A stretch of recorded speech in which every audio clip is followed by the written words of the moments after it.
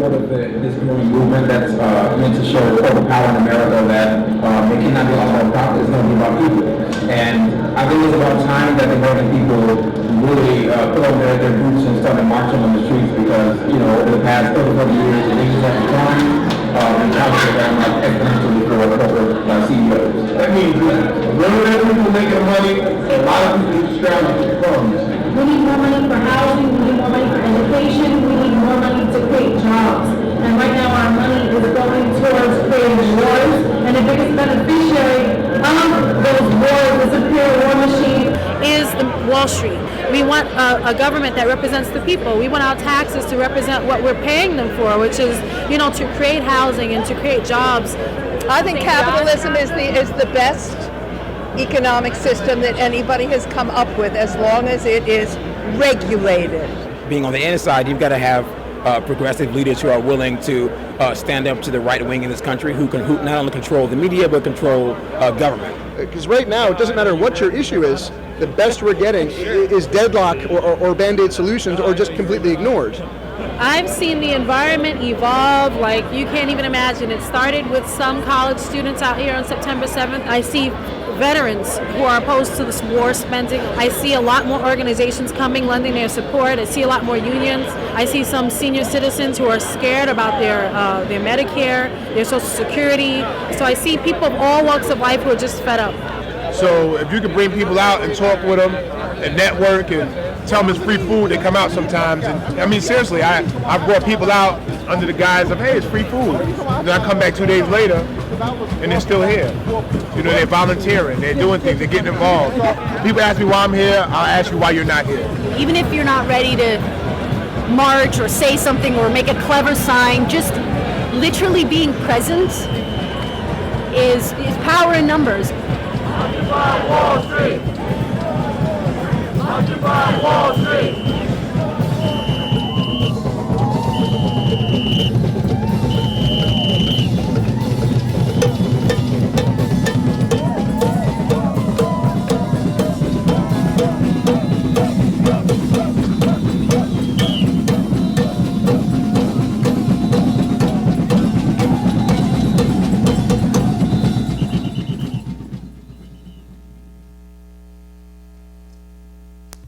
So I feel like I don't even need a microphone. I could probably just shout loud enough for everyone to hear me.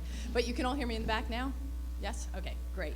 I'm Anya Schiffrin, and I'm your moderator tonight for this huge and illustrious panel, which befits the importance of the subject, which is Occupy Wall Street.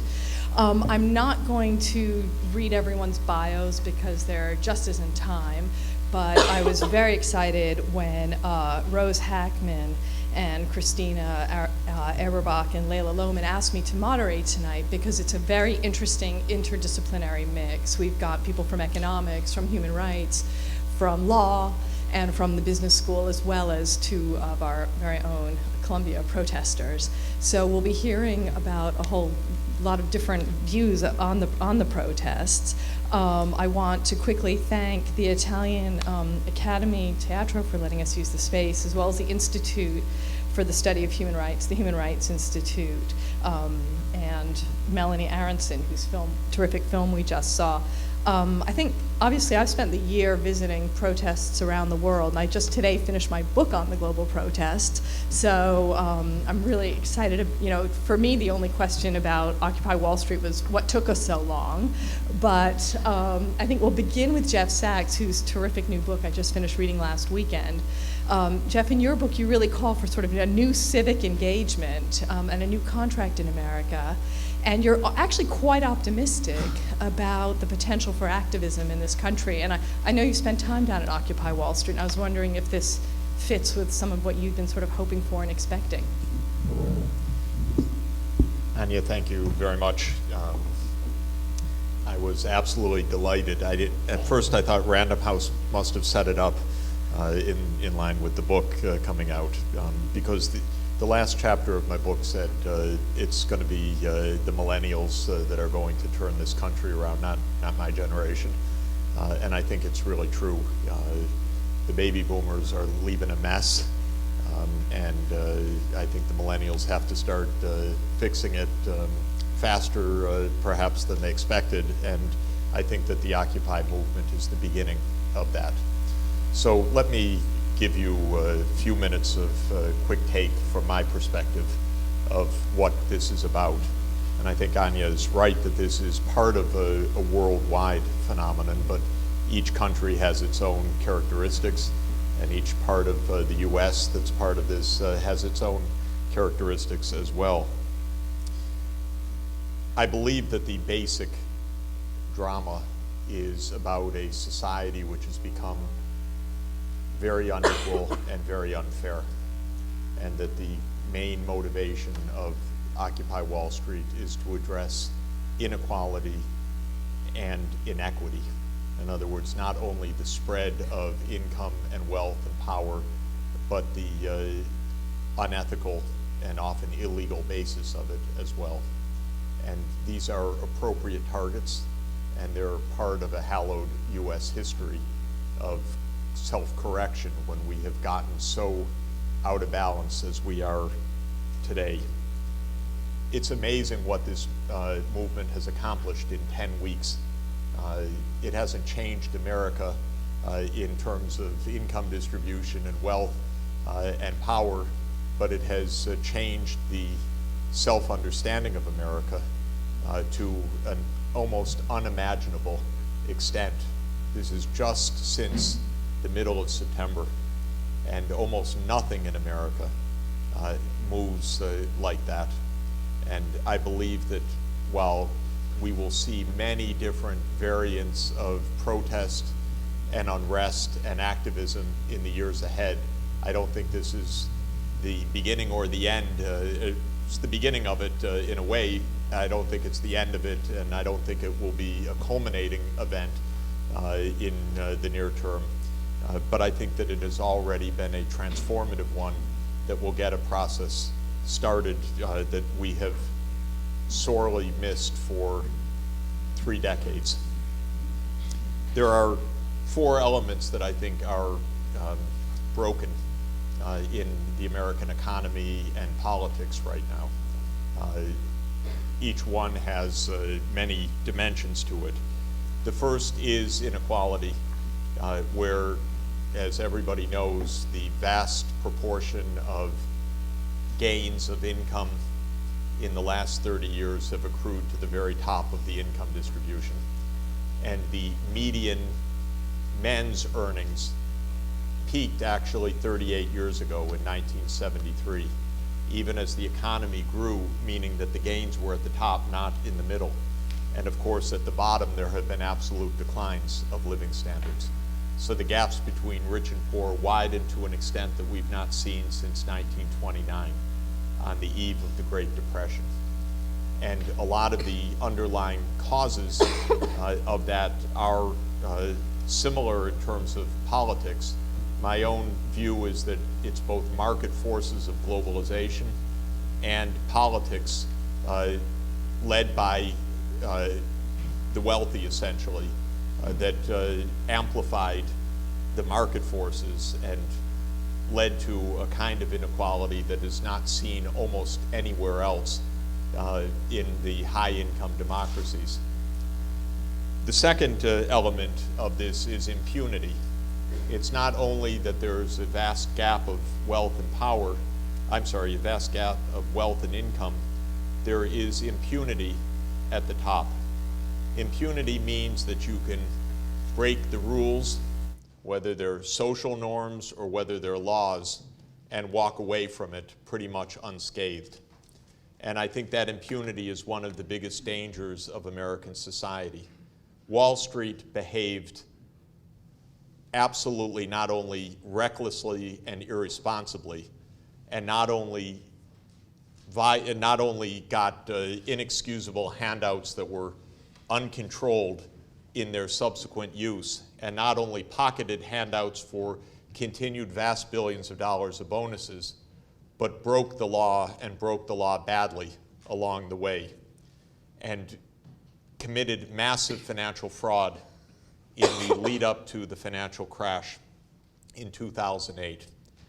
The SEC has slapped the wrist of the companies for breaking the law and committing financial fraud, notably 3 recent settlements against Citigroup, Bank of America, and Goldman Sachs. I'm sorry, Citigroup, JP Morgan, and Goldman Sachs cited each of these firms for joining up with a hedge fund to package toxic assets that were known to be on the path to failure, and then to have the investment banks or commercial banks sell those toxic assets to unwitting buyers so that the hedge funds could bet against them.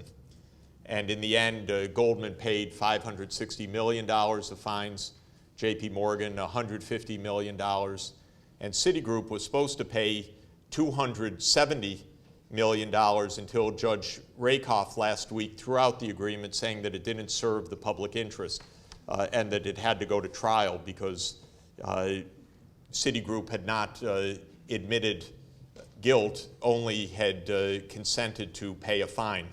And the judge wisely ruled that's not good enough. This has to be adjudicated.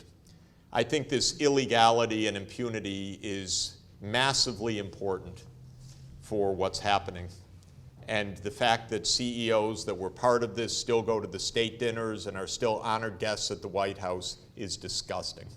And it's the way that our country works right now, and it's one of the reasons why people are out in this movement. The third aspect of this is the generalized corruption of our political system.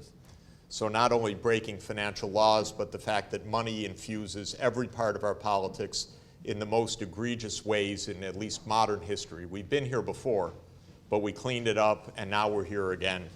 And we now know that it's not only the $7 billion perhaps of the next election cycle, it's not only the $4 billion a year of the lobbying that are part of the corruption, but the book by Peter Schweitzer of the Hoover Institute details that it's also pure insider trading by Congress. So it's not even the subtlety of, I'll do for you if you finance my campaign. It's rather, I want to get rich, I'll write laws for you, and I'll trade on that with insider information. Absolutely grotesque. And this is a major part of our problem. And the fourth part that I would highlight, finally, is the decay of government investments and services. While we see government most visibly as the military, with all its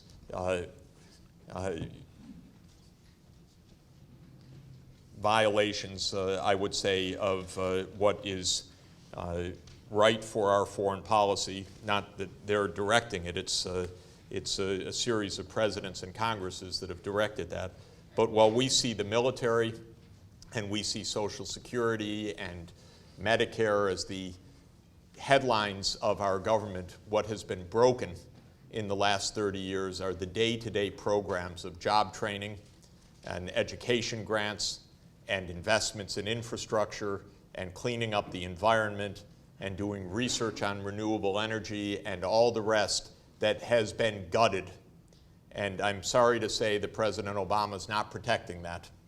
It's just going down almost to zero in the agreement that was reached in August. To put it precisely, all of the discretionary non-security budget is on a path to be less than 2 percentage points of our national income by the end of this decade for environment, energy, job training, education, National Science Foundation, space science, climate, everything.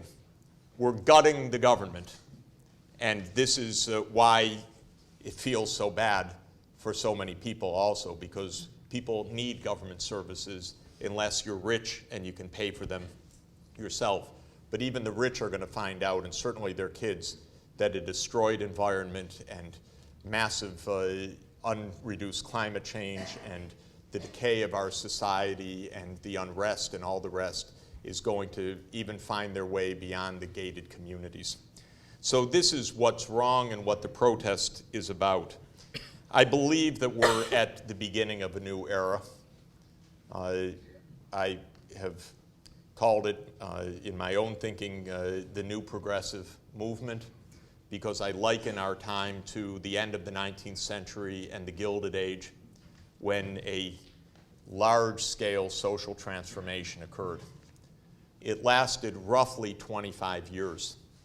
And one of the great historians of America, Arthur Schlesinger Jr., used to talk about waves of roughly 20 to 30 years between private purpose, where profit motive dominated, and public purpose, where correction and reform dominated. And I believe we're at the beginning of one of those periods now. At the end of the Gilded Age, you remember that William Jennings Bryan said in 1896 that we will not be crucified on a cross of gold, and help transform the populist movement into a progressive movement.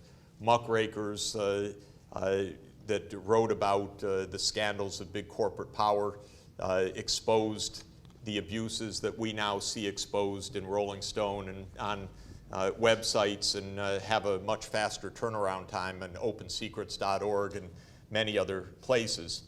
And America was lucky that Teddy Roosevelt became president, the first great national leader of the progressive era was Republican president, who came to power by an assassination of his boss, because the Republicans certainly didn't expect Teddy Roosevelt to be president. But when he became president, he understood his class because he came from it, and he wrestled it back under control to an important extent. And the second great progressive leader was the president just next after the next, Woodrow Wilson. And if you look at the era from roughly 1900 to 1917, when America entered World War I, the amount of change from the graduated income tax to labor standards to effective antitrust action to direct election of senators to women's suffrage was absolutely astounding. One of the most productive periods of reform in any modern democracy anywhere.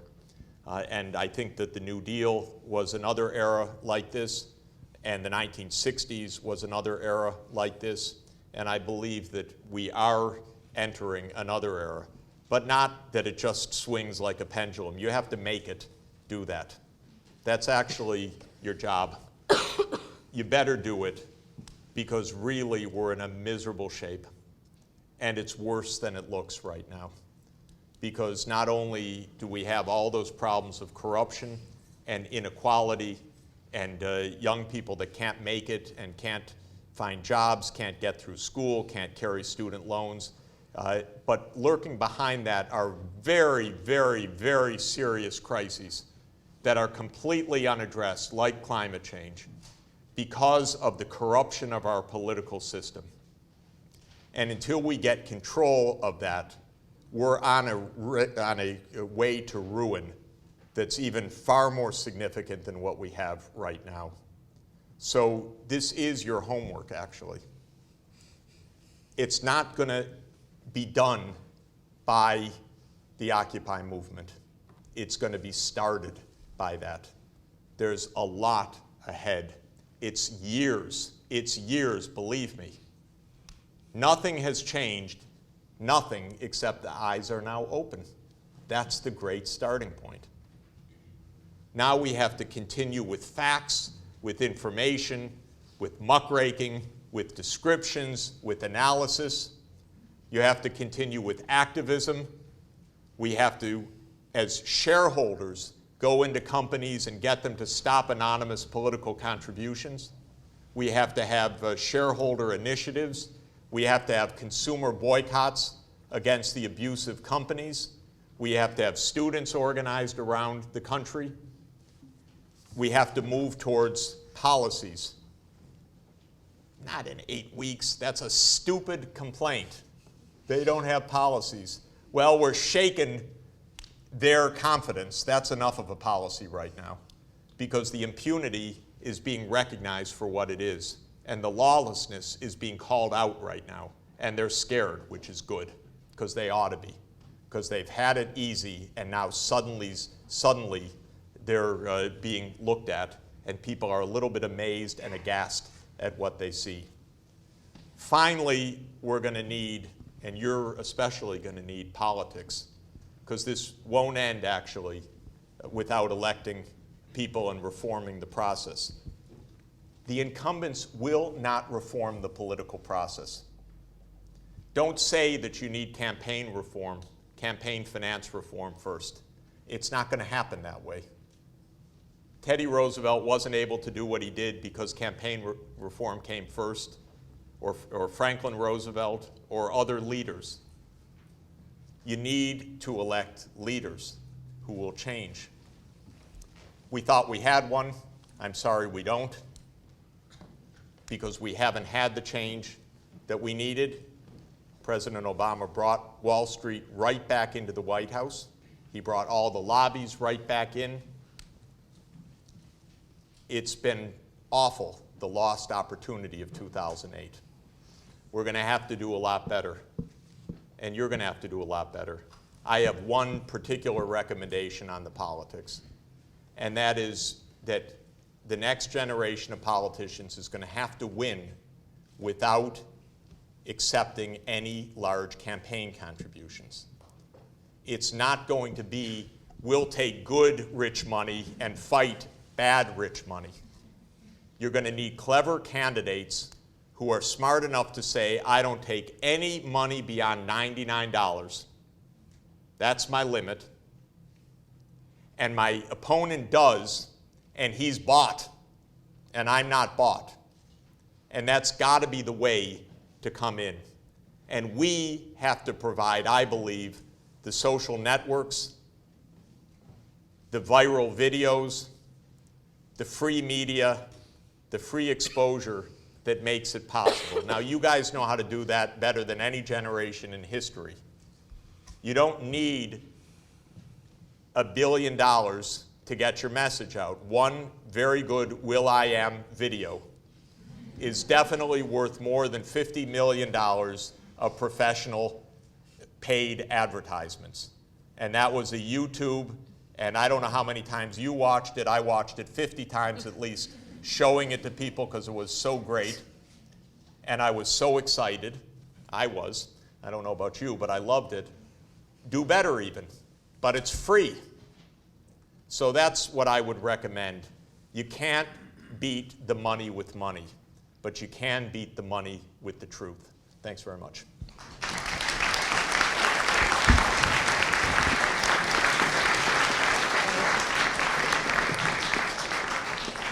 Thank you so much. I know you have to go to a benefit, so it's well, very not nice a of you to benefit. stop by. It's World AIDS Day. Yep. Very important. And just one word, Anya, sorry. The United States is not even fulfilling its commitment to the Global Fund to fight AIDS, TB, and malaria because our politics are so rotten that we can't find the $1.3 billion a year to fulfill straightforwardly our commitment. And because of that, last week, the Global Fund canceled Round 11, and this is the single most devastating setback in the fight against AIDS, TB, and malaria in more than a decade. And that $1.3 billion that they couldn't just simply confirm on time, no nonsense, is 16 hours of the year's Pentagon spending. So they couldn't even find one day's Pentagon spending to save millions of lives. And that's the shame of it, and I got to go say that next door. So thanks very much.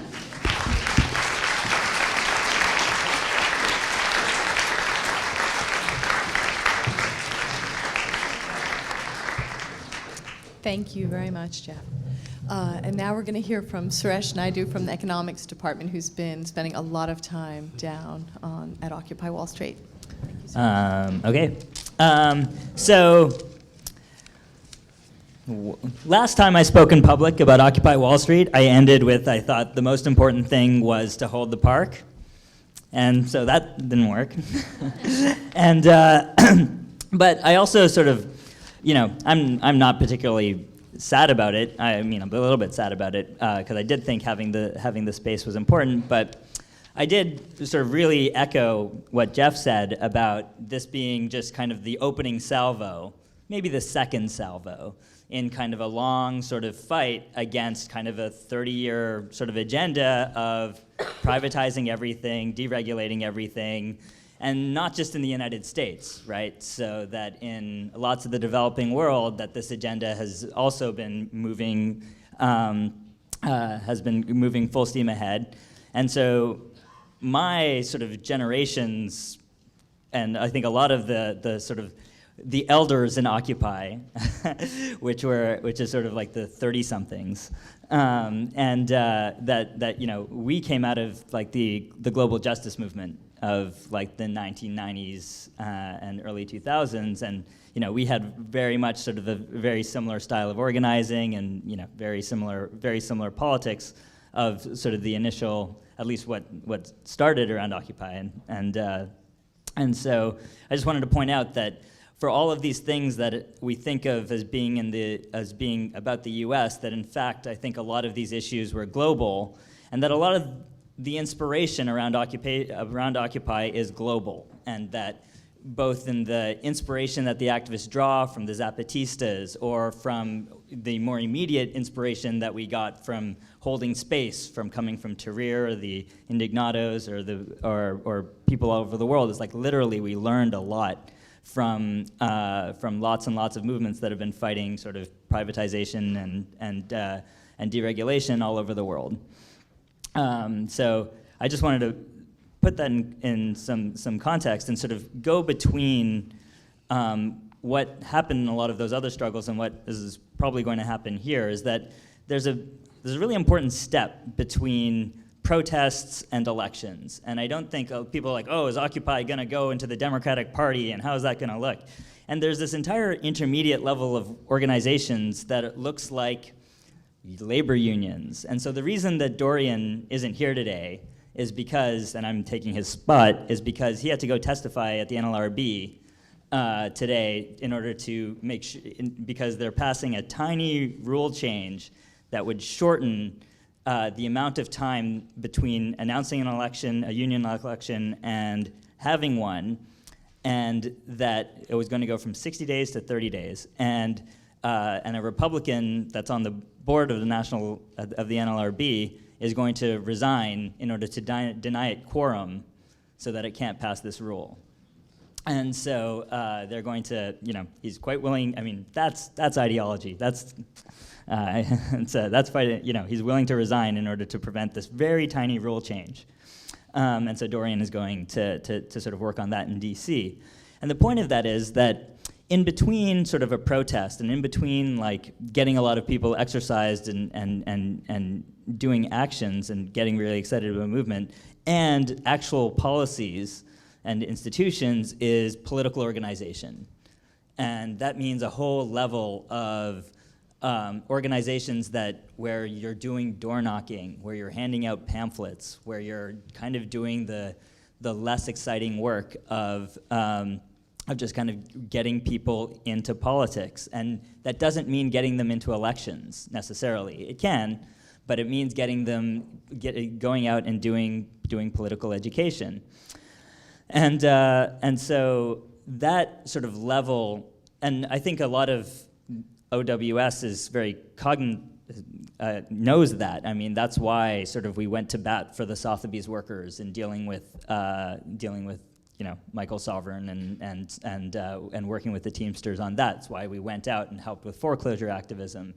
And so it's because there's a lot of sort of people that really understand that what will make this more than just sort of the people in the park, or more than Occupy, will be taking that energy and using it to build organizations. And organizations are that intermediate level between people's beliefs and policy. And so that's kind of got to be the intermediate sort of step. And I think we're seeing that. I mean, the people are working on all sorts of things along those lines. I mean, I know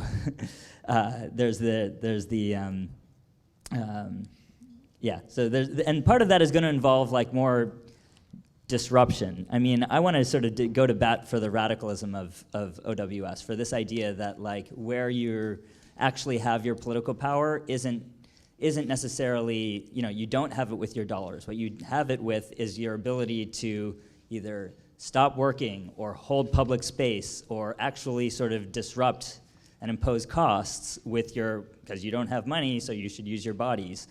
And so that those tactics of disruption are kind of really important. And can I go to my graph now? No. No? Sorry, Suresh. Can we do your graph later? I guess. Oh, Well, no, all right, yeah, really my- fast. There's your graph, and then we Okay. have to move on. Yeah, thank you. Okay, so this is a graph from Douglas McAdams' 1983 paper in sociology on the civil rights movement. So this is 1955 through 1962.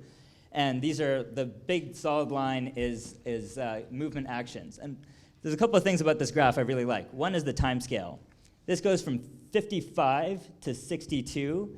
And you'll see that for a long time, it's a lot of like low-level stuff going on, and then you start seeing a sort of a really big spike, and then when you show this to physicists, they're like, that looks like an earthquake. That's like something you'd read off a seismometer.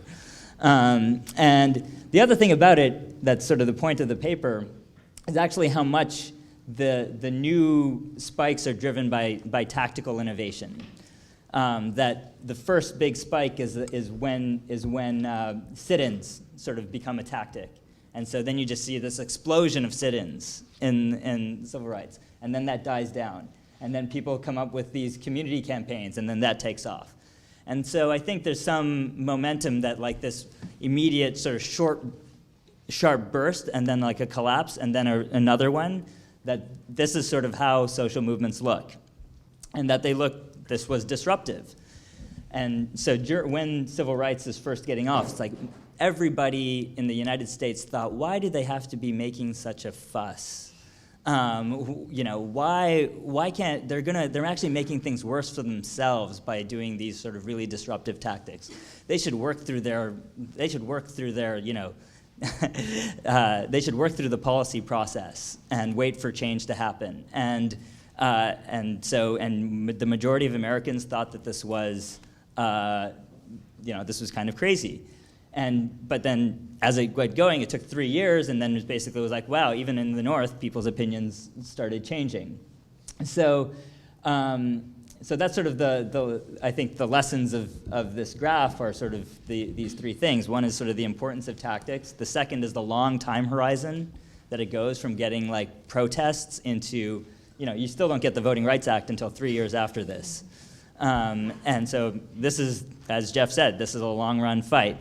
And then the second thing is going to be, the next phase of this is going to be a tactical innovation. I think it's going to be there's a lot of smart people, and they're thinking about lots of interesting things. And, as a friend of mine said, there's lots of banks downtown, and their doors both open and close, and it doesn't matter who's opening and who's closing them. And so that there's just a lot of like disruptive, creative, tactical actions that are going to happen out there, and that's going to be kind of the next wave, and I anticipate sometime in the spring. Well, I think that's really interesting, Suresh. And I think obviously part of what brings about change is public opinion as well, which obviously Occupy Wall Street's done an incredibly good job of mobilizing that and changing the discussion very quickly, as Dr. Sachs pointed out. I was talking to an Egyptian activist today, and we were sort of comparing Tahrir Square in January and Tahrir Square last week, and he said that Mubarak didn't understand that when he set his thugs on the crowds, it immediately put public sympathy on the side of the protesters, and that was actually the tipping point in many ways. So the police response has obviously been complicated and unpleasant in most cases. We can argue that Bloomberg has done more to help the protesters than anybody else by his tactics. So I really wanted to bring Professor Barkan from the Human Rights Program at SIPA into the conversation, because I know you had a little bit to talk about the police response to some of what we've seen. Hi. Well, first of all, thank you. First of all, I'm very glad to hear the previous speaker's optimism. That's great, both Jeff and you. I mean, this is wonderful. The idea that we are at the dawn of a new era is not what I expected, but I wish that were true, even if it's a long term. But I thought, maybe I should stand up. I thought that I wanted to speak about a couple of things. First of all, about freedom of speech, and secondly, about police response. And these are the two things that I think we learned from the movement and from the demonstrations. With regard to freedom of speech, this is sort of a real critical aspect of American public space, that we strongly believe in freedom of speech. However, assigning and giving freedom of speech to corporations on one thing, and denying freedom of speech from people who actually put their body on the line has become really confusing in terms of the relations of freedom of speech and our common sense of understanding it. There's always tension between government and the inconvenience for the government of demonstrations and oppositions and critique. And there is we should have shown that probably, there's a good YouTube piece of having Obama and Clinton exalting the various demonstrations around the world and the various freedom of speech, the importance of freedom of speech, and Hillary Clinton today is in Burma really celebrating the opposition, and we all remember the Buddhists being repressed so strongly by the regime 3 years ago. So I think that the myopia and the discrepancy between, on the one hand, celebrating freedom of speech, and on the other hand, resorting into technicalities along time, place, and manner, as though it's only an objective, bureaucratic, administrative decision that, yeah, we can let you speak as long as you don't do it now, as long as you don't do it here, as long as you don't disrupt anything. We can agree on time, manner, and place, which is never is too early and nowhere is the place. In a city like New York, there is not a single space where people can put their body on the line and actually display and demonstrate in the literary sense of the word what they believe in. This is obviously something that is very corrupt. So I think that that's the first thing that we learned in terms of the limitation. Now, that's not new. Obviously, we just saw the civil rights movement graph, and that has been done in the past. But I think this is one issue that when we compare ourselves to other places in the world, whether it's Prague in '68 or Gdansk in the '80s or Tahrir, do you think that Mubarak wanted time, manner, and place for the Tahrir and didn't tell them that they need to move on, that it's enough, that they ruined the city life? Or in Tiananmen Square, was it occupying the square, and that was for 6 weeks, from February to June? That's enough. You should go. But here it looks almost reasonable. So I think that I'm actually not optimistic. I'm actually quite a pessimist in terms of viewing the idea that mayors can actually determine the public space, because the worst thing that you can do, worse than freedom of speech, is step on the lawn, ruin the face of the central, of a tiny square in the city. Which brings me to the second point I wanted to make, which is about police. Since '99, there is an increased militarization of the police. We can't build a militarized police and then keep it unemployed. So if there is a military police, they'll find an object. Now, I don't know if Bloomberg had an premonition of what I'm going to say, but he sort of provided the perfect quote yesterday, or the day before actually, when he spoke at MIT, and he says that I have my own seventh largest army in the world. I'm quoting from memory, but I think I'm pretty close to my own. First of all, my own, right? It's not the city that has the police force, it's the mayor. And that's actually quite reasonable when we talk about the 1 percentile, when a person, that the richest person in the city can buy a third term as opposed to everything else, and then when he makes the money from Wall Street and then he clears the demonstrators that oppose, we don't need real social analysis to see what connects to what. It's not really very critical.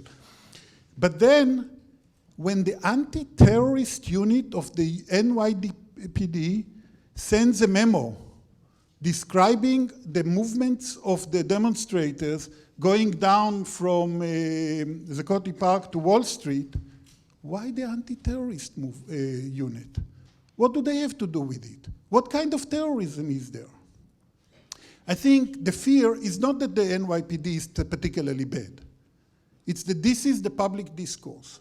The fear of anything that actually interfere with orderly facade. So we have clearing from all the country, and nobody is even asking, why clear the people? What's wrong with it? So what if people sit in the public space? The question is whether it's more violent or less violent. It's a movement that has had absolute zero violence against the police, 100% of violence by police against demonstrators. And that seems reasonable. An apology here, a regret here, but altogether the police is doing things that they shouldn't be doing in the first place. So maybe we will have, maybe after everybody goes home for the holidays, come back, snow melts and everything in the spring, we'll have a bigger demonstration. I don't know. I'm afraid that the limitation of speech, that allowing cooperation to freedom of action with, and I don't want to get into a whole analysis here, but when the corporations become the beneficiaries of freedom of speech and people lose it, we're in a very tight situation. When the police is becoming militarized, they'll find the target, and the target is us. Thank you.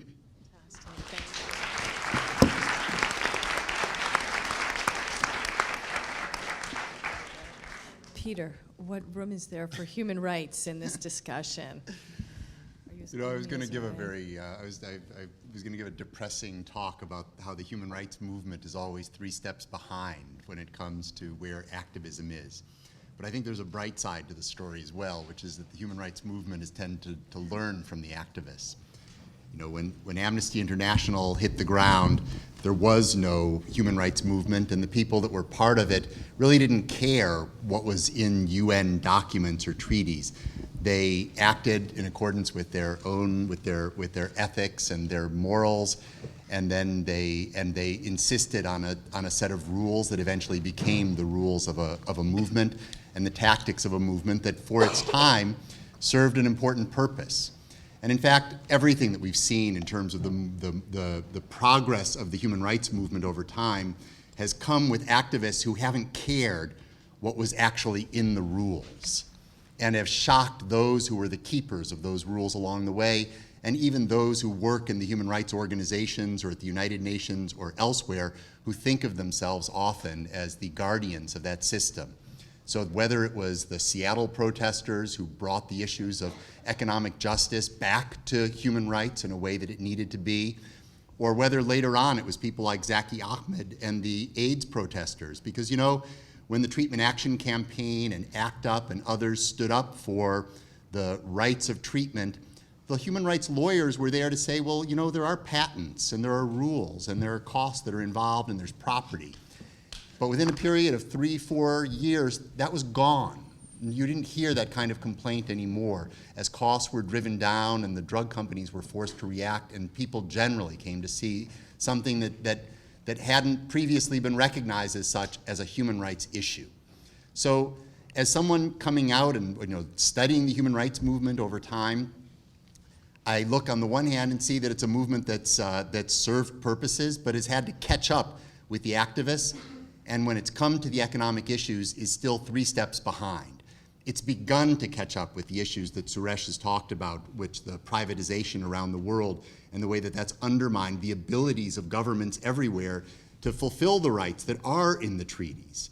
It's begun to look at the right to an equitable tax structure so that governments have the resources and that people are required to pay in such a way that the obligations they've committed to can be met. It's begun to look at the ways that privatization itself is a way of undermining the rights that people have. But it's not going anywhere on those issues without the activists of as we've seen in the past, of the generations of ACT UP, the Treatment Action Campaign, the Seattle protesters, and the rest. And I think that that's not something we can fault it for. It's something it's a space to occupy. And I hope that you'll do it.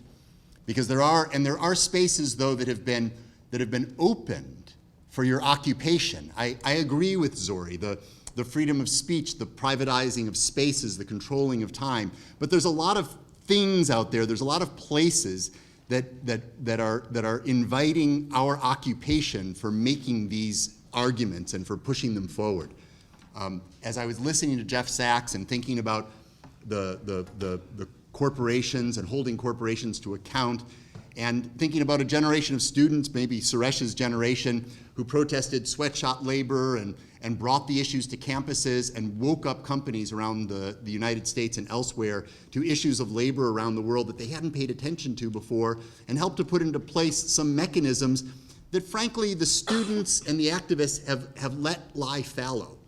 I don't know how many of you know that there is at Columbia University an advisory committee on socially responsible investment that reports to the trustees on how they should vote their shares, that reports to the trustees on what the issues are that the Columbia community cares about when it comes to its investments, its huge endowment. Anyone? Are you? Take them over. I'm a member. I'm waiting for the... Take it over. It's a space that hasn't heard the deeper concerns about what's happening in terms of investments. The issues that Jeff mentioned about corporate giving, anonymous giving, the ways that corporations, we've got all these corporations with the smiling faces, including some that are participating actively in the good guy campaigns and then turn around and are contributing, whether it's the Target story in Minnesota and the contributing to right-wing campaigners, or it's the ways that the Chamber of Commerce or the National Association of Manufacturers or any of the other industry associations through anonymous giving manages to undermine the efforts that are otherwise being spoken of in loud voice. Well, you know what? Every single one of the companies that Columbia invests in and that every other university invests in has as a shareholder resolution at this moment, last year, next year, it's going to be there, resolutions requiring them to report on anonymous giving, to stop the anonymous giving, to report on who they've given their money to and where it's going. And it's going to be with more pressure from the community that we're going to get more accountability for that and start to focus in even more closely on how we can hold these companies to account and what more they're doing. That's a space to occupy with a loud voice here at Columbia. It's the money of the universities that we have. It's the buying power of the students that scares companies faster than anything you can imagine. You might look back in some way at the Nike campaigns or the others and think, well, not that much was accomplished, but in fact, huge awareness, huge connections, and links to workers' movements around the world, and an awareness of labor rights in a way that reached further into the production sector than ever before. And those are spaces that we need to move into.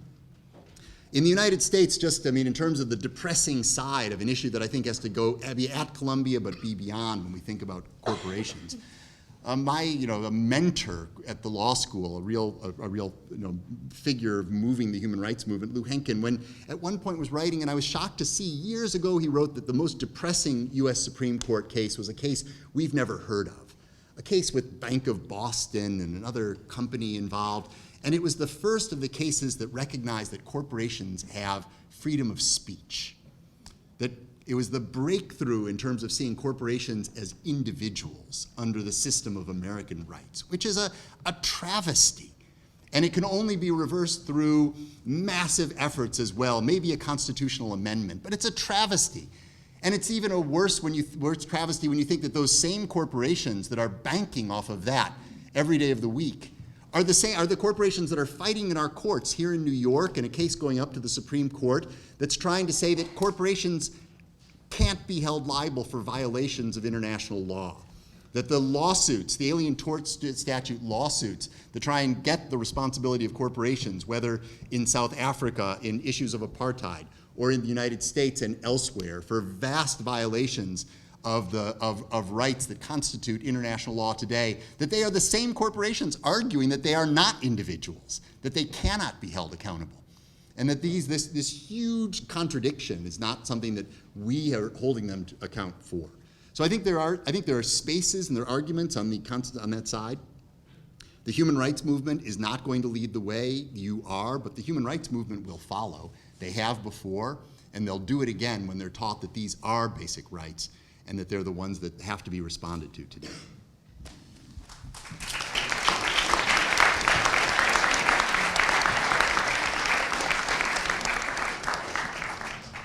Thank you very much, Peter. And now I think we'll hear from Professor Kogut at the Business School. Thank you. So, good evening. I'm not sure who you all are. I'm not sure if anyone knows. So, we were trying to figure out to how we should direct our comments. So, let me give you a few thoughts on this, and then turn it over to people who are actually involved in occupying Wall Street. And it's not nice to see my colleague Suresh talking about these issues as well. I'm at a business school, which sometimes is opaque to people what it does and what it produces. There was a professor who went on to the Jon Stewart show on the area of ethics, and they asked him the question, how good of a job do you think you're doing on the ethics side? And it was kind of silence on that particular issue, because obviously a lot of students go out and are involved in activities which Jeff Sachs described. I think with some exaggeration, to be honest with you, but it's some truth to that. A lot of things happen in business which not exactly sometimes enviable, nor is it true for politics, nor is it true for many aspects of life. But what I think is important about business schools, and I see a few of the students here from the business school, is that generally they come with the same aspirations like almost anyone you teach in the school. They're a little bit different. They're a little bit more oriented towards careers and making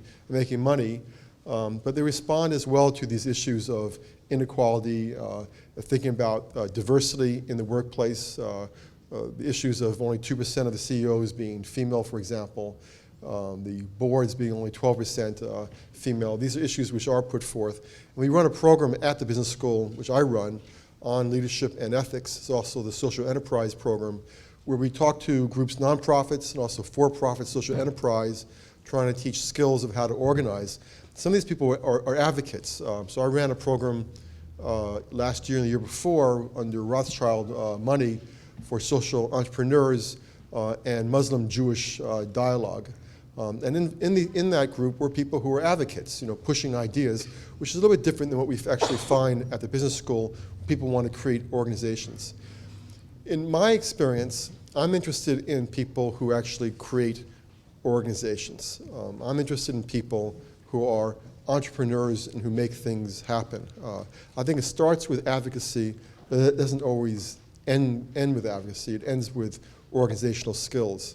When I look at the U.S. currently, what I see is a particular dilemma which is very troubling. And I'm not going to go through all the same facts you've heard before, but I would recommend a book to you by a guy named Hacker and Pearson called Winner Take All Politics, which I think is absolutely brilliant book.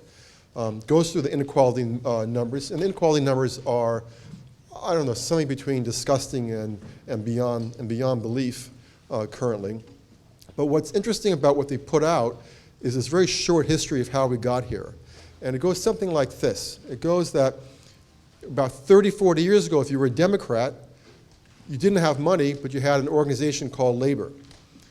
If you were a Republican, you had a lot of money, but you didn't know how to do grassroots stuff. And somewhere along the way, labor disappeared, and the Democrats are still without money, and the Republicans learned how to actually organize things. And in the 1990s, Mr. Clinton, president of some merit, decided that he wanted to win, and he went out and he formed an alliance with Wall Street to fund Democratic elections. And that was kind of an agreement with the devil, if you wish, but in some sense, it's what was successful in that period of time. If you look at Mr. Obama, we basically see the same thing. We see no labor in the U.S. We see no organizations. But we do see a well-organized Republican Party, and we see a Republican Party with a lot of money. And we have to ask ourselves, well, what should the Democrats do at this moment? And one answer is to ally yourself again with money.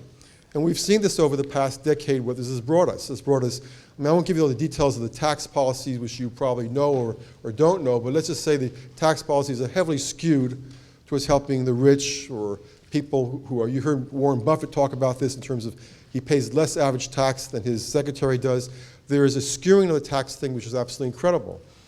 The issue of the corporation as a person, there's a funny quip about that, is when I see a corporation executed in the state of Texas, is when I believe it's a person. But leaving that particular quip aside, what bothers me most is really not so much that issue, which we can talk about, but is the fact that we no longer know, for the first time in many years, where the money comes from. So we'll find an election happening in 2012 will be massive amount of money, and you will be unable to trace the particular money. But we already see the swing. So if you look at Goldman Sachs, what we do know about money giving, they used to give 50% to the Democratic Party. They've already switched to 80% Republican, 20% to the Democratic Party. It's not surprising. It's shifting in that particular direction.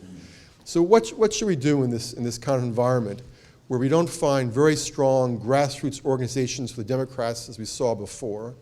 We find a well-financed and very well-executed Republican Party. What should be the action? And I think everyone's been really pleased by seeing this amazing movement come across us. There's occupying Wall Street and saying, you know, this is, in the first place, it's like they took the class in business school in advertising. You know, the 99ers is just so brilliant. It's a brilliant idea. Because it says basically that everyone is agreed in this. And it's so odd that people, you know, whether you're left or right, people are agreed in the fact that there's something extraordinarily wrong about this particular income distribution. So it reached across the U.S. It didn't reach to the left. It reached across to the U.S. over something. And that, to me, is a winning idea. And I'm interested in having things win. I'm not interested in just having things occupied, as I'm sure you feel the same way. So how do we make things actually win in this environment? And one of them I don't think is speaking too badly about Mr. Obama. I'm sorry to say this, but he hasn't done everything we wanted, but darn it, we got a health care bill. You may think that Dodd-Frank doesn't do very much, but I guarantee you, if you look at how much lobbying money is flowing to Washington right now trying to shoot that thing down, some people think it actually does matter a lot. 2 wars are close to being ended, troops being brought back. These are great things which we shouldn't forget if we want to put value on these issues. But ultimately, it's not going to be enough going forward. It's going to depend upon organization. I don't agree. It's just the responsibility, or it's only can be done through a certain millennial generation. Because what people are being hurt is across all age groups, including the people who are in threat of losing their Social Security and losing their long-term benefits. This is really an American issue which has been well identified and put out very, very strongly. So what I would like to see and encourage you to do is to think about how to organize this stuff. I know Alicia was so kind to meet with me earlier, and I know you hear this from everyone on this, but this is where we are. And I'm not sure it's just a group of people who've occupied or it's a wider issue. But here I'd like to say something which maybe strike you as very odd, is that actually business schools, if you leave aside the issues of profits, which bother a lot of people, it doesn't bother me, but it bothers a lot of people. If you leave that alone, what business schools really do is teach people how to organize effectively and how to organize things to be effective in the marketplace. Advertising is one of them. Having people being organized and coordinated in a powerful way, having effective results with the proper use of financing. And I would be happy anytime you'd want to organize with you and colleagues kind of ideas of how we might organize these issues so it's most effective in this particular issue. Because we are agreed on the issues, what we need now is actually to see the consequences we all desire. Thanks very much.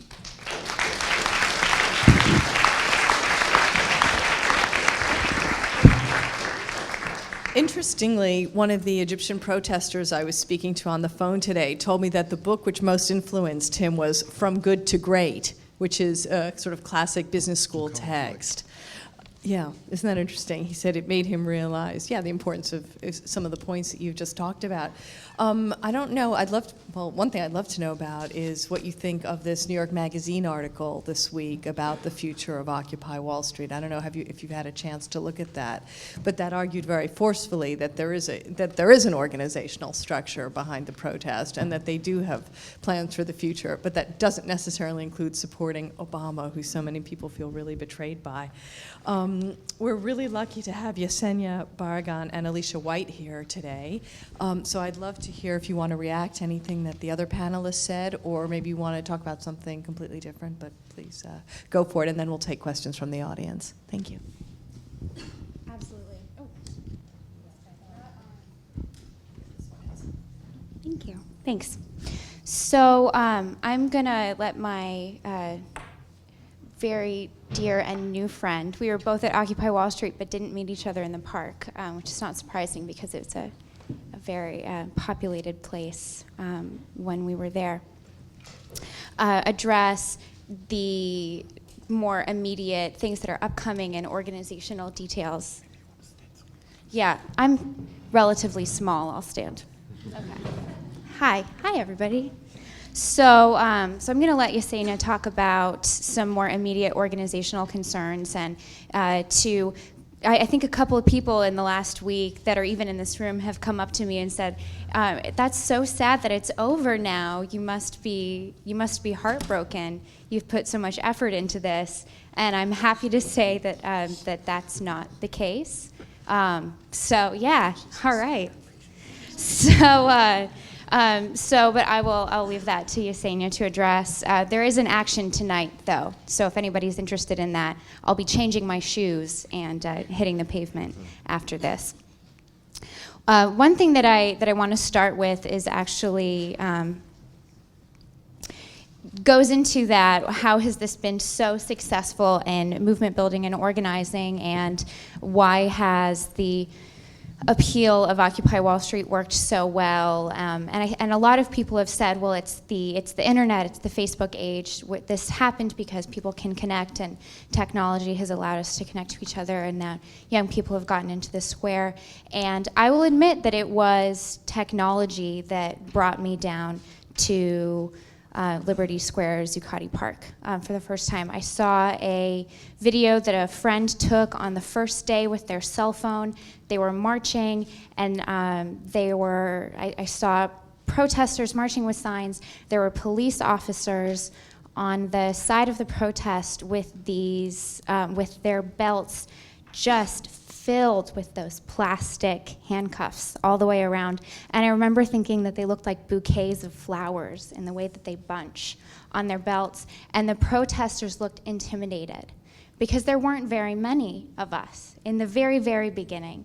And I remember seeing that video, and my thought wasn't about the economy, and it wasn't about systematic victimization of the poor and the middle class and the erosion of democracy in the United States. My first reaction to this was that people feel threatened in public when they shouldn't, and that's why I went down.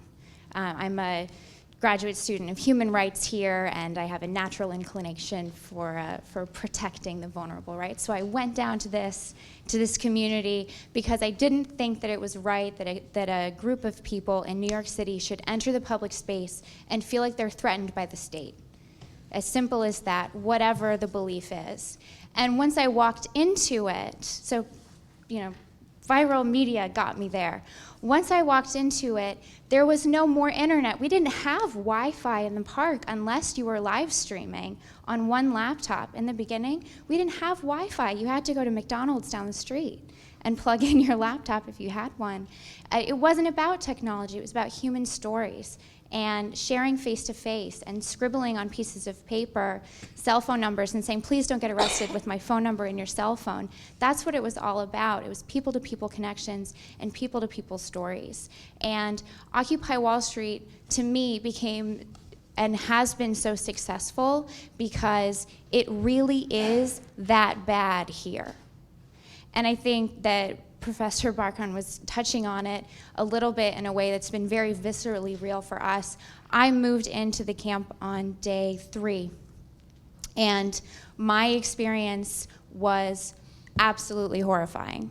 I cannot tell you all of the experiences that I have had with NYPD, and it doesn't rival living in East Harlem. And 3 days of stop and frisk is about 5 minutes of Occupy Wall Street, right? So having that experience of changing my relationship with NYPD and being a part of this community where people are sharing stories about being kicked out of their homes after confusing foreclosure processes, and people who are leaving, young people who are leaving college after 2 semesters because they couldn't finance their educations. Those personal connection stories were the reason that so many people were getting involved in this. And when you hear them again and again and again from 1,000 people that are part of the community that you're sleeping in, you start to realize that it really is that bad, and that things really, really are getting that desperate. So I think that in an organizing sense, it wasn't hard for us to spread really, really quickly and resonate with people in a really deep way, because tears were flowing, and that wasn't difficult to achieve once people started coming into the park. So we all know that we have a situation right now where ordinary Americans, are playing by the rules and then losing in this economy, and it's really easy to have slogans like the 99% are losing out and 1% has been winning, and of course that's going to be a caricature of very complicated systems, but overwhelmingly it really seems to be basically true, unfortunately. And so when that's the basic rallying cry, of course we're going to see people, especially from the background that I come from, saying, well then is this a massive human rights movement? Are we, social and economic rights are a real thing, and there are social and economic rights that are being violated. If you believe in them, they aren't being honored in an American context. So I had people asking me, well, Occupy Wall Street is a human rights movement, and isn't that exciting? And for better or for worse, from somebody who is a part of the community, and of course I can only speak for myself, human rights was not something that was articulated in Liberty Square almost at all. So that really reflects the experience on the ground. I saw one sign about human rights that said workers' rights are human rights, and it was brought in during a labor march from somebody that was not an Occupy Wall Street protester, that was a labor protester that was joining us for like an hour. So to put that out there, it hasn't been articulated as a human rights movement. I don't think that it will, but I do think that it's a human rights issue, and that it gets power from that. Those are different things, but it's still important. Finally, in talking about where we're going in the future, organizationally, a lot of things are happening. It's definitely not over, but in a much broader sense, I'm straddling both sides a little bit. I am not so optimistic to think that this is the beginning of a new progressive movement for sure, and that it's all going to be much better, and that a decade from now everything's going to be just fine, and that my student debt will be forgiven, and that I and all of us will be okay. I'm not convinced that that's going to happen.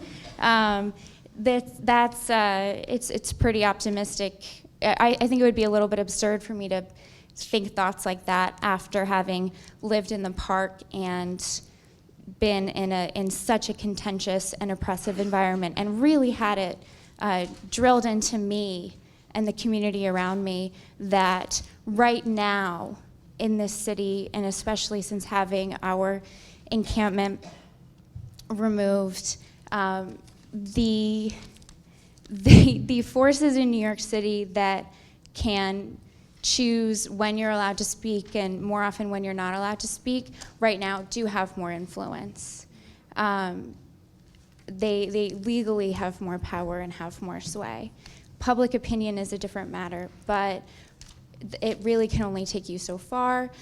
So I'm not so optimistic as to say that Occupy Wall Street has captured the imagination of the American people completely, and from here on out, all we have to keep doing is organizing, and it's going to work.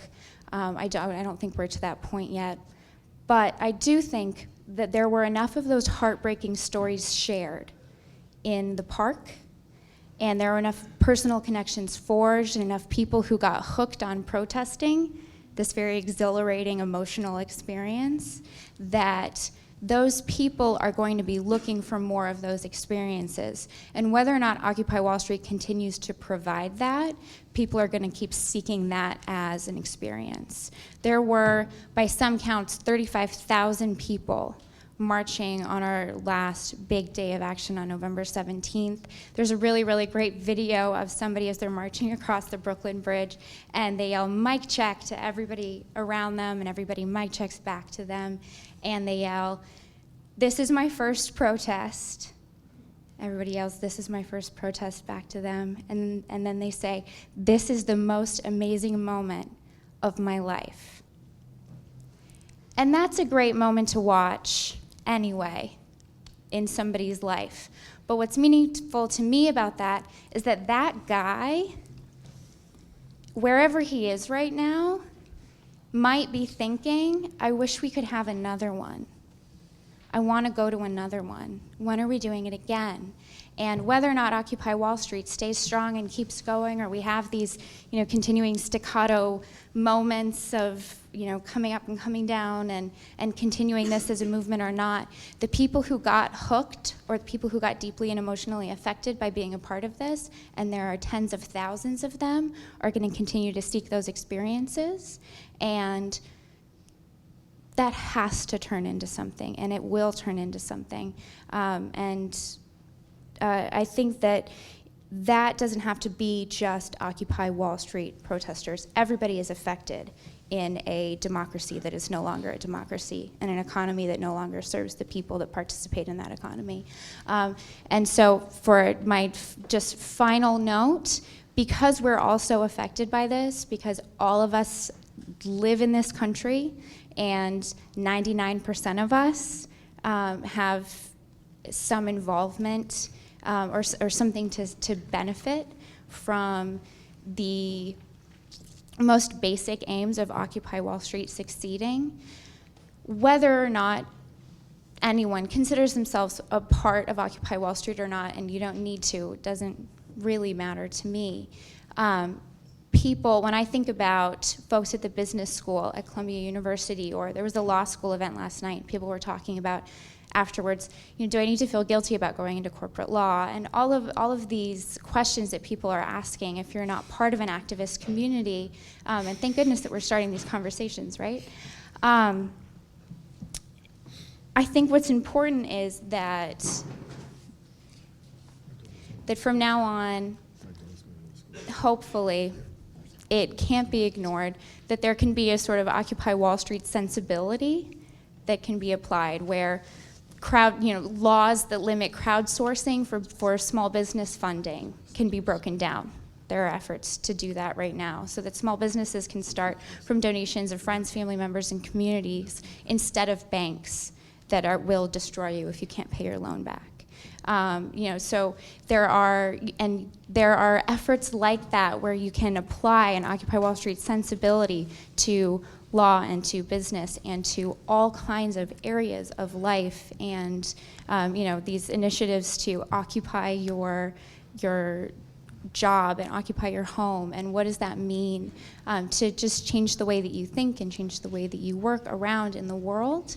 And if initiatives like that start to take hold, I think it'll also be transformative for all of us, and hopefully have some kind of a benefit where even if we don't reclaim the commons and the democracy and the economy, we can at least start to address structures of systematic victimization and of silencing people that we've accepted for certainly the few decades that my life has been, and the decades that preceded it, for way too long now.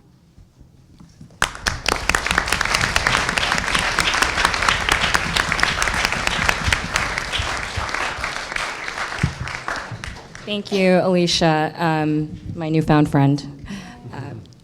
My name is Yesenia Barragan. I'm a PhD student here in history. I study Latin American history, and I'm a member of the public relations working group of Occupy Wall Street, so I'm an organizer. I've been an activist for a very long time, mostly with immigrant rights, labor rights, environmental justice, and student rights as an undergraduate. I actually have some stuff I have to read, I'm sorry. But also I'm very short, so you're not gonna miss anything. Oh, sure, that's fine.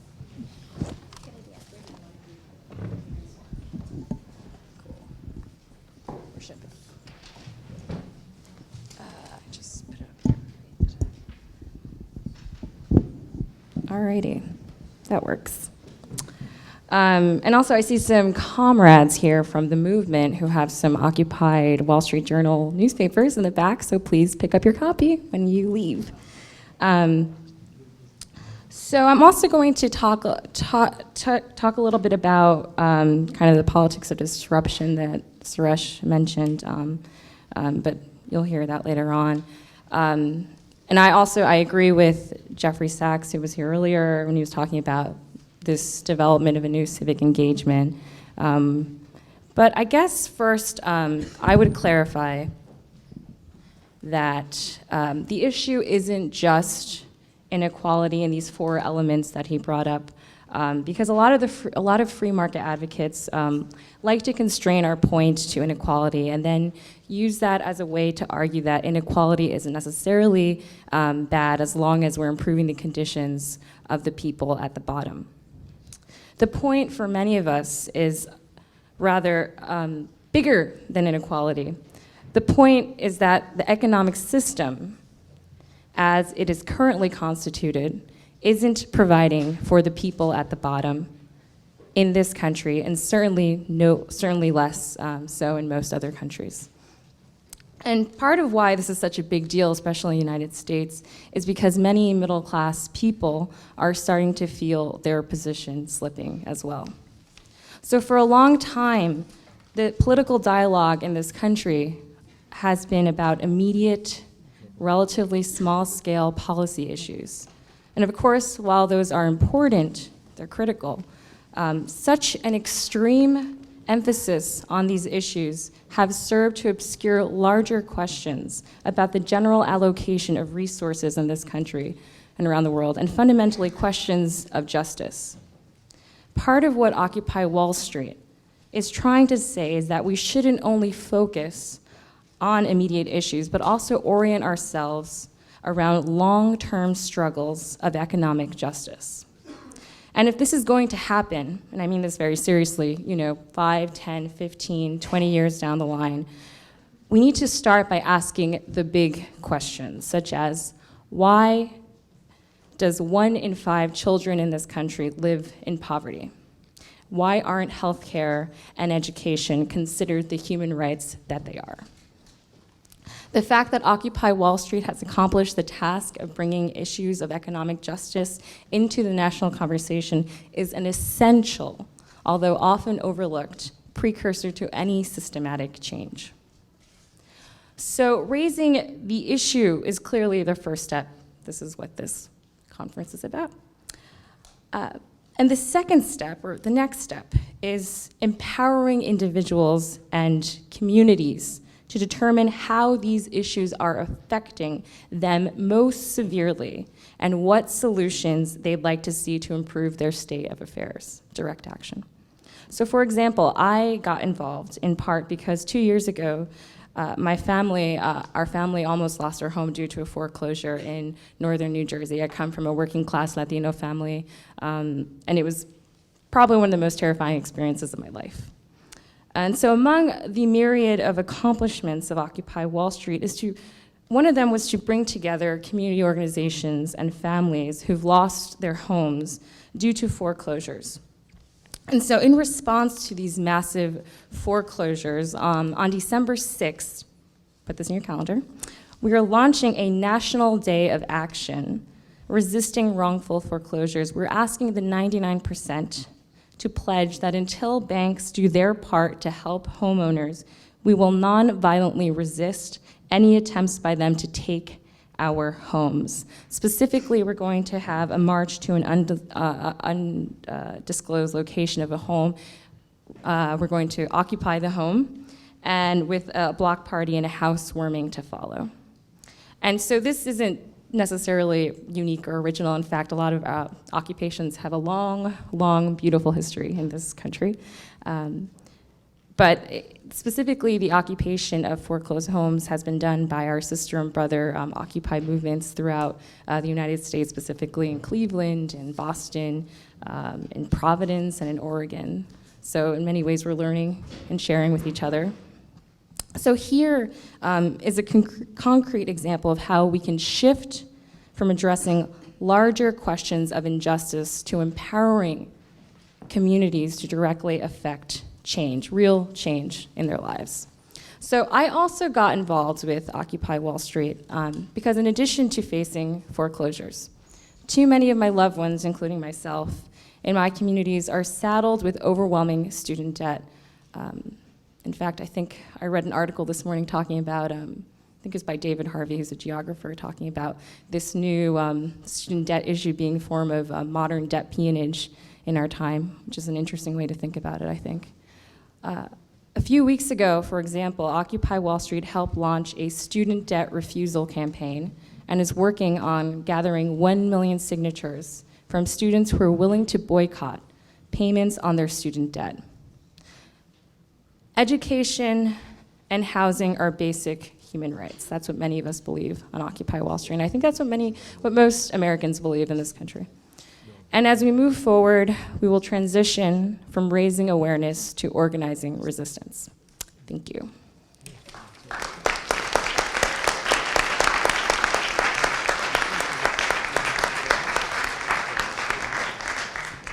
In Madrid, the indignados have been going to neighborhoods and stopping foreclosures from actually happening. Are you doing that as well? Oh, I thought it was just taking over a house that had already been abandoned. I'm sorry? I thought you were going to take over a house that had been abandoned. No, this house is specifically under threat of foreclosure. Yeah, they've been doing that a lot in Madrid. Good, so we're out of time, but we'll still take a couple questions from the audience. Yes. Sure. Or we can.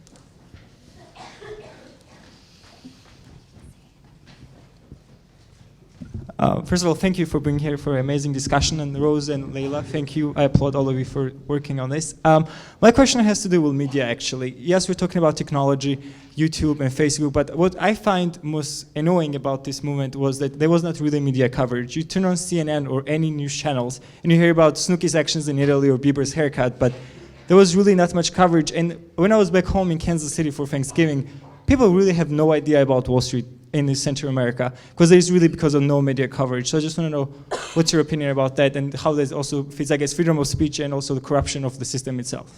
Thank you.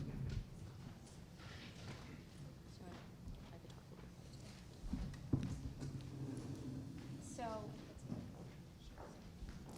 I'm not going to stand. You can just imagine me if you're in the back. For me, and I can only speak for myself, the media blackout was not complete. It's an exaggeration, but it does kind of describe that first week in a way. For me, it's a little bit empowering that the mainstream media first decided not to talk about us, and then talked about us in completely ridiculous terms, because I felt like we were irritated enough or spurned enough to get really excited about covering ourselves, and that if media coverage had been more sympathetic or well-rounded, and I can't imagine a climate in the United States where it would have been, but if it had been, then the act of creating our own media wouldn't have had the same significance symbolically. Also, I think that it's been a really useful tool for people who are younger and just getting into this movement to be able to look at media coverage as a way for them to understand the way that public opinion works in the United States and the way that money works in the United States in something that they're interested in at that moment.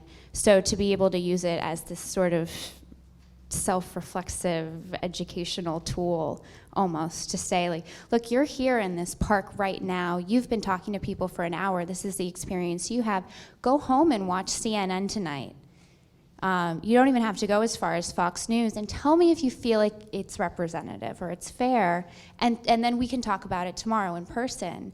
And those kinds of experiences were possible like for those reasons. And so I'm pretty okay with the way that the mainstream media addressed Occupy Wall Street. I got plenty of the news I needed by directly participating and by watching Democracy Now!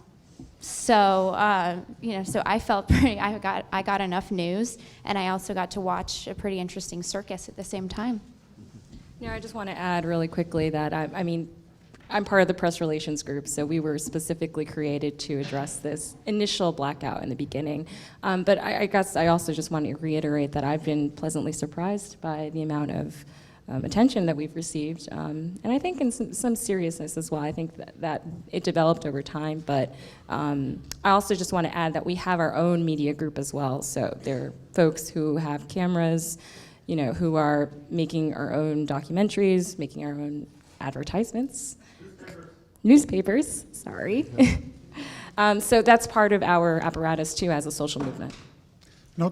Perhaps notwithstanding the success of the self-produced media, I think we should notice that it's actually a power play by the media that reaches we talk about the 99th percentile, and that there was a real censorship.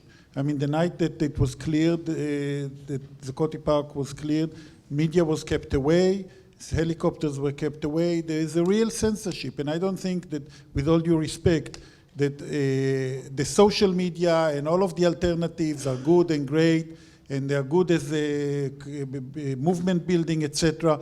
But the real power is with the networks, and when the country doesn't hear about it, it is a power play by the very organizations that need to be criticized. I think it was almost good that the first New York Times piece was so offensive and patronizing, because there was such an outcry that they had to reverse themselves, actually. If they'd done a sort of, what they usually do to protest, right, which is a sort of even-handed thing buried in the Metropolitan News section, then they might have been able to sort of maintain that stance for longer. I'm rushing through because I know okay, we're going to do you, and then we're done. Hello.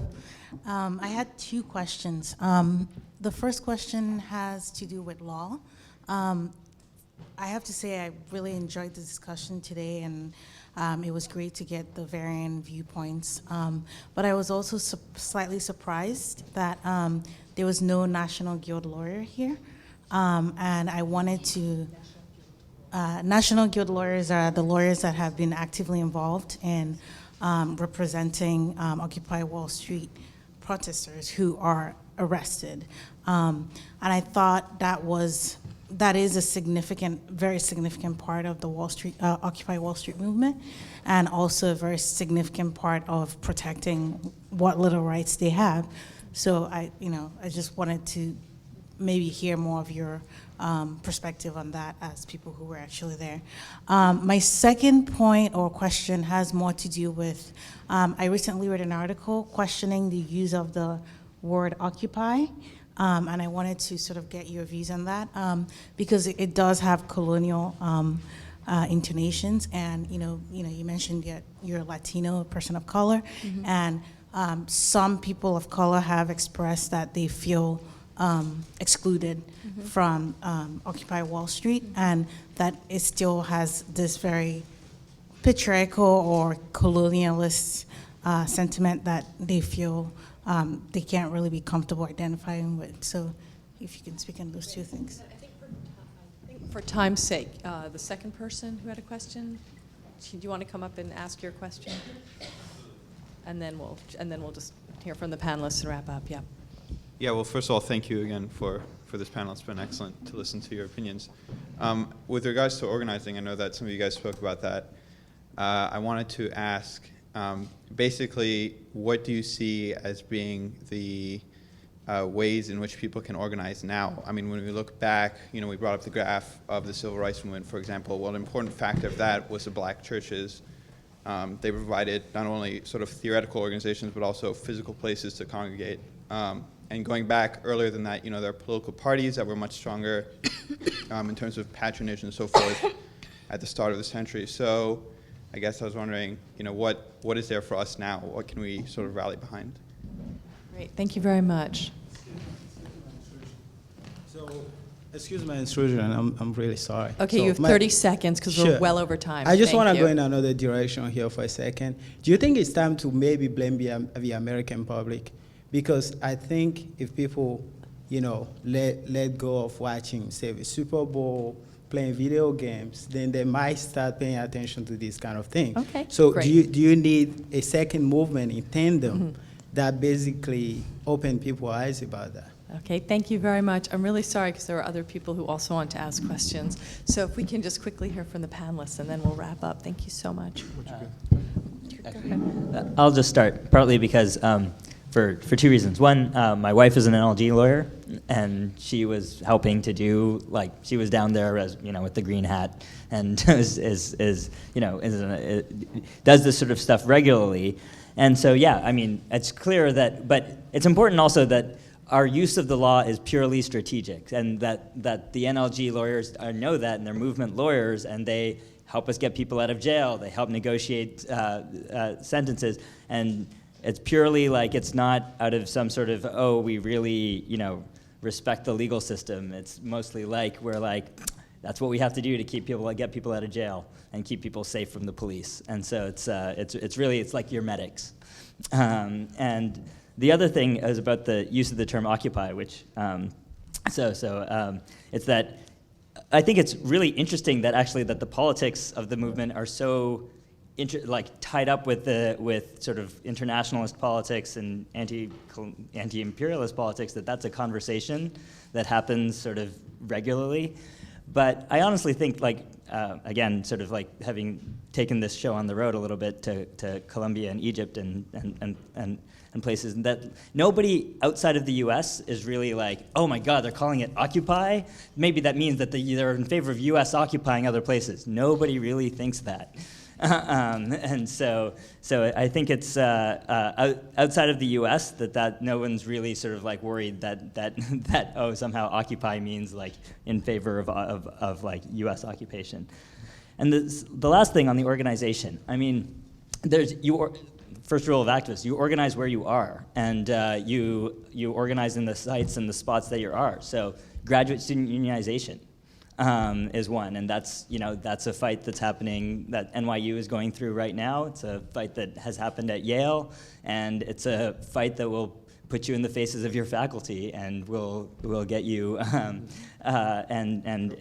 it's a fight worth having, because then you have political organization, and then you can do lots of other stuff with that political organization. So I think that's the rule. You organize where you are.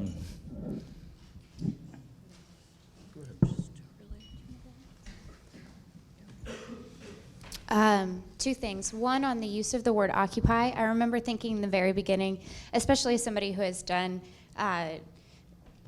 work in activism in other countries, I remember talking to a friend of mine who is the child of refugees, and I remember her saying, how could they choose that word? I really wanted to go, and now I won't. And me kind of rolling my eyes and saying, oh God, I'm gonna go anyway, but why couldn't they have just chosen another one? This is gonna be so inconvenient for me morally. And so one thing with that, it has been a really, really consistent conversation. I do have a lot of friends who are from outside of the United States who have consistently challenged me on the use of that word. I'm uncomfortable with the term. What makes me feel better is this. It was chosen not as this is an occupation because we're seizing something that we don't have a moral right to. My understanding of the origin of that terminology is in old activism, in occupying a factory or occupying a space as part of social activism, or as a part of an activist action of some kind against a business or a corporation or something like that, where you occupy something that they belong. And this terminology was developed kind of before a lot of the politics of my generation came into play. And so, I remember somebody was distributing pamphlets that had that were printed, or they were originally written in the 60s about, nonviolent resistance techniques, and it was using occupation terminology in it, and that's when it clicked for me.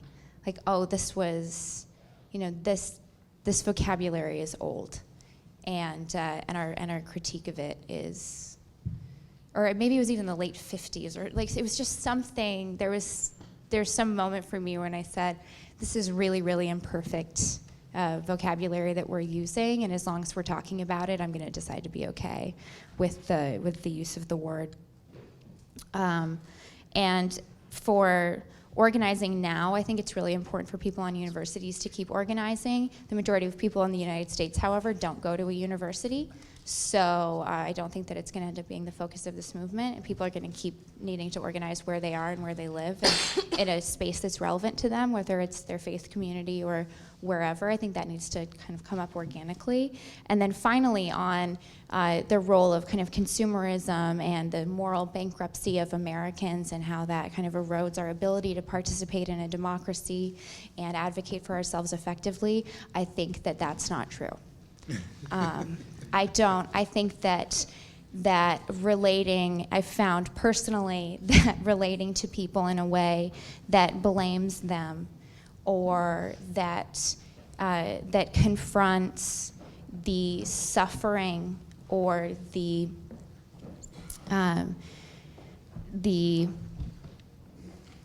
disempowerment or the feeling of alienation and isolation that people experience and then tend to express by buying things, by confronting that, by telling people that they're silly, and that the way that they use their time and the money in their wallet is incorrect, and that there are more moral ways for them to behave, doesn't make them want to look at me or listen to me or appreciate how I'm human, and that there are conversations that I can have with people and have about myself that do engage humanity, that do make us want to change things, that do get Americans off of the couch, and that transform the way that we relate to each other. And so I think that there are useful ways to have conversations, and as soon as those conversations start, ones that engage in a positive way about common humanity,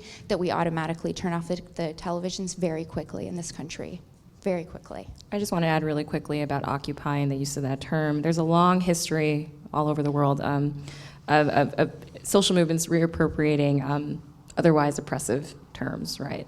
I guess one of the most kind of recent examples of that in the United States was the development of this movement or event called Slut Walk, right, which was organized specifically to address rape culture and gendered violence among young women here in the United States. And of course, there's valid criticisms for using that term. I'm not going to go into that, but there is a long history of reappropriating what it means, what those terms mean, and using them to empower people.